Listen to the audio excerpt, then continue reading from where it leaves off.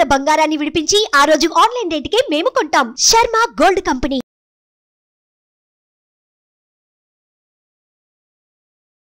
నమస్తే, welcome to Suman TV. నేను మీ యామ్ని. ప్రస్తుతం మనతో ఉన్నారు ప్రముఖ ఆధ్యాత్మికవేత్త, ప్రముఖ జ్యోతిష వాస్తు పండితులు సుభాష్ శర్మ గారు ఉన్నారు. గురుగారితో మాట్లాడి మనకున్న సందేహాలను అడిగి తెలుసుకుందాం.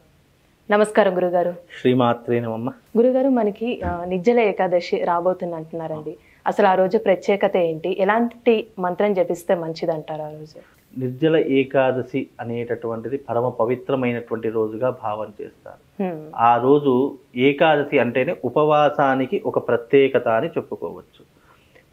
అలాగే ఏకాదశి అంటే గనక విష్ణుమూర్తికి అంకితం చేయబడినటువంటి రోజు ఏకాదశి. అయితే ఈ నిర్జల ఏకాదశి అనేటటువంటిది ఉపవాస దీక్ష కఠోరమైనటువంటిదిగా భావన చేస్తారు చాలా మంది. అందులోనూ జ్యేష్ఠ మాసంలో వచ్చింది కాబట్టి మాసాలకెల్లా పెద్ద మాసం ఏంటి అంటే జ్యేష్ఠ మాసం అని చెప్పడం జరిగింది. ఈ జ్యేష్ఠ మాసంలో వచ్చే ఈ నిర్జల ఏకాదశి కూడా అంతే పవిత్రముగా భావన చేసుకుంటూ ఉంటారు. అంటే ఎందుకండి అంత? అంటే ఎందుకు అని అంటే గనక మామూలు ఏకాదశి రోజులలో కంటే ఈ ఏకాదశికి భిన్నం ఏంటి అంటే, మామూలు ఏకాదశిలో మామూలుగా మనం అల్పాహారం చేస్తూ ఉంటాము, నీళ్లు తాగుతూ ఉంటాము, మజ్జిగ తాగుతూ ఉంటాము, పళ్ళ రసాలు తీసుకుంటూ ఉంటాము, ఏదో మన శక్తి కొలది ఏదో ఒకటి మనం తీసుకుంటూ ఉంటాం. కానీ ఈ నిర్జల ఏకాదశి రోజు కనీసం పచ్చి మంచినీళ్ళు కూడా ముట్టుకోకుండా కఠోరమైనటువంటి దీక్షతో చేసేటటువంటిదే ఈ నిర్జల ఏకాదశి. అంటే నీరు కూడా ముట్టుకోకుండా చేసేటటువంటి ఏకాదశి ఈ నిర్జల ఏకాదశి అని అర్థము. అయితే ఈ ఏకాదశి రోజు సోమవారం వచ్చింది కాబట్టి చాలా పరమ పవిత్రంగా భావన చేస్తారు. అంటే ఇది విష్ణుమూర్తికి అంకితం చేసుకుంటూ సోమవారం వచ్చింది కాబట్టి ఎప్పుడైతే ఏకాదశి సోమవారం వస్తుందో, ఏకాదశి వచ్చినటువంటి సోమవారం నాడు శివుడికి అభిషేకాది క్రతువులు ఎవరైతే ఆచరిస్తారో సిరి సంపదలతో తొలుతూగుతారని చెప్పేసి మనకు ఈ యొక్క ఎన్నో రకాలైనటువంటి విధి విధానాల్లో చెప్పడం జరిగింది. మామూలుగా ఏకాదశి అంటే విష్ణుమూర్తికి పూజ చేస్తారు, చాలా విష్ణుమూర్తికి చాలా మంది పూజ చేస్తారు. అంటే సోమవారం వచ్చింది, ప్రత్యేకమైనటువంటి వారం వచ్చింది కాబట్టి శివారాధన చేసుకోవడం కూడా. శివకేశవులు ఇద్దరు వేరు కాదు, ఇద్దరు ఒకటే. కాకపోతే ఏంటి అంటే ఇది పర్టికులర్గా సోమవారం వచ్చింది కాబట్టి శివారాధన చేసుకోవడం పరమ పవిత్రంగా భావన చేసుకుంటూ ఉంటాము. తద్వారా ఏమవుతుంది, ఇప్పుడు వైష్ణవులు ఏం చేస్తారు, విష్ణు యొక్క ఆలయానికి విష్ణు దేవతను ఆరాధిస్తారు. శైవులు ఏం చేస్తారు, ఏకాదశి సోమవారం వస్తే కనుక శివారాధన ఎక్కువగా చేస్తుంటారు. అంటే దీంట్లో కూడా భిన్న భిన్న అభిప్రాయాలు అనేటటువంటివి ఎక్కువగా ఉంటూ ఉంటాయి. కాబట్టి ఏకాదశి, నిర్జల ఏకాదశి అనేటటువంటిది ఉపవాస దీక్షకు పెట్టినటువంటి పేరుగా భావన చేసుకుంటూ ఉంటాం. ఆ రోజు ప్రత్యేకంగా, అంటే ఎవరికీ తెలియనట్టు తాంత్రిక విద్య ఒకటి చెప్తాను. ఆ రోజున ప్రత్యేకంగా ఇది నిర్జల ఏకాదశి రోజున రావి ఆకు ఉంటుంది కదా, ఆ రావి ఆకు తీసుకొని వచ్చి ఆ రావి ఆకు మీద ఓం శ్రీం హ్రీం క్లీం అనే 3 పదాలు రాయాలి. 3 బీజాక్షరాలు రాసి ఆ యొక్క బీజాక్షరాలు రాసినటువంటి రావి ఆకుపై అమ్మవారి యొక్క కుంకుమ, అంటే కుంకుమార్చన చేస్తూ ఉండాలి. అంటే అమ్మవారి యొక్క నామాలు ఉంటాయి, దుర్గా అష్టోత్తరం కానివ్వండి, లక్ష్మీ అష్టోత్తరం కానీ చెప్పుకుంటూ ఆ యొక్క రావి ఆకు మీద కుంకుమ వేస్తూ మనం అర్చన చేసినటువంటి కుంకుమ మనం రోజు నుదిటికి పెట్టుకుంటే గనక మనకు వశీకరణ శక్తి అనేటటువంటిది వస్తూ ఉంటుంది అని తాళపత్ర గ్రంథాలలో ఈ యొక్క తాంత్రిక విధానంలో చెప్పడం జరిగింది. అది ఎప్పుడు జ్యేష్ఠ మాసంలో సోమవారం ఏకాదశి వచ్చినటువంటి కాలమునందు. అది కూడా ఎప్పుడు చేయాలి, రాత్రి 9 నుండి 10 గంటల ప్రాంతంలో ఆ యొక్క కుంకుమార్చన చేసినటువంటి కుంకుమ ధరిస్తే ఆ కుంకుమ వశీకరణ శక్తిగా మారిపోతుంది అని చెప్పేసి కొన్ని తాళపత్ర గ్రంథాల్లో చెప్పడం జరిగింది.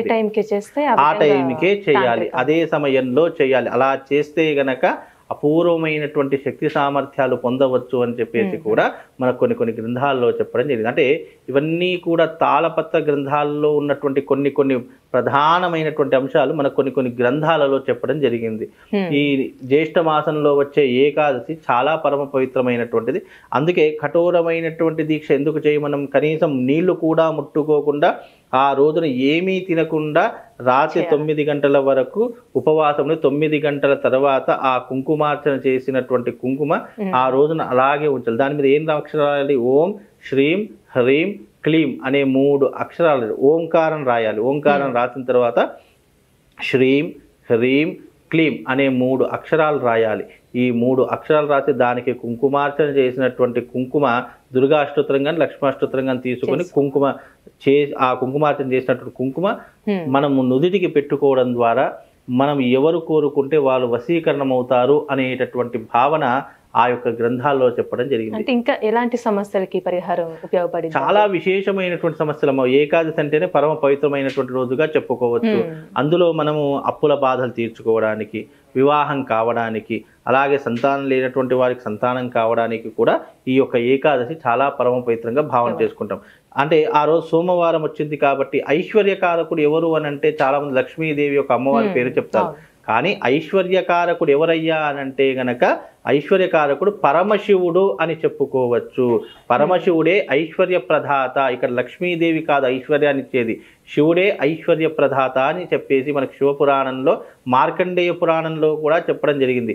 నీకు డబ్బు రావాలన్నా, డబ్బు సంపాదించాలన్నా దానికి ప్రధానమైనటువంటి కారణం లక్ష్మీదేవి కాదు. లక్ష్మీదేవి చంచలమైనటువంటి స్వభావం కలిగినటువంటి తల్లే కాబట్టి ఆమె ఒక దగ్గర స్థిరత్వం ఉండదు. నీ దగ్గర డబ్బు స్థిరత్వంగా ఉండాలి, నువ్వు ఐశ్వర్యకారకుడి కావాలంటే నువ్వు పరమేశ్వరుని యొక్క ఆరాధన చేసుకోవాలని సనాతన ధర్మం తెలియజేసింది. కనుక ఈ నిర్జల ఏకాదశి రోజున ఎవరికైతే సంతానం లేదో వాళ్ళు శివుడికి చక్కెరతో అభిషేకం చేయాలి. అలాగే ఎవరికైనా ఐశ్వర్యం కావాలి అని అనుకుంటే గనక 108 మారేడు దళాలతో శివుడికి అర్చన చేయాలి. అలాగే ఎవరికైనా వివాహం కాలేదు, వివాహం ఆలస్యం అవుతుంది, వివాహం చేసుకోవాలి అని అనుకుంటే గనక వాళ్ళు పంచామృతంతో శివుడికి అభిషేకాది క్రతువులు చేయాలి. అలాగే వాళ్లకు జీవితంలో ఉద్యోగం కావాలి, ఐశ్వర్యం కావాలి, విదేశీ యోగం కావాలి అని అనుకుంటే గనక చెరుకు రసముతో వాళ్ళు అభిషేకం చేయాలి.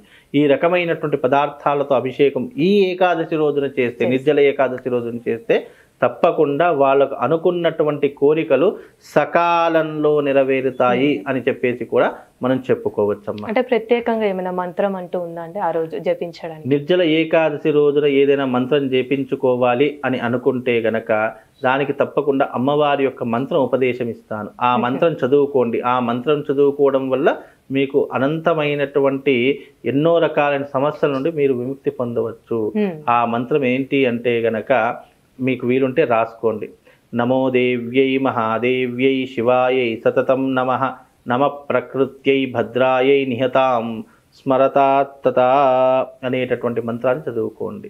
తప్పకుండా మంచి స్వభావం మీకు కలిగేటటువంటి అవకాశాలు ఎక్కువగా ఉంటాయమ్మా. చాలా చక్కగా తెలియజేస్తారు గురుగారు. అలానే పరిహారం కూడా తెలియజేసినందుకు మీకు ధన్యవాదాలు. సుమన్ టీవీలో మీ పర్సనల్ అండ్ బిజినెస్ ప్రమోషన్స్ కోసం కింది నెంబర్కి కాంటాక్ట్ చేయండి.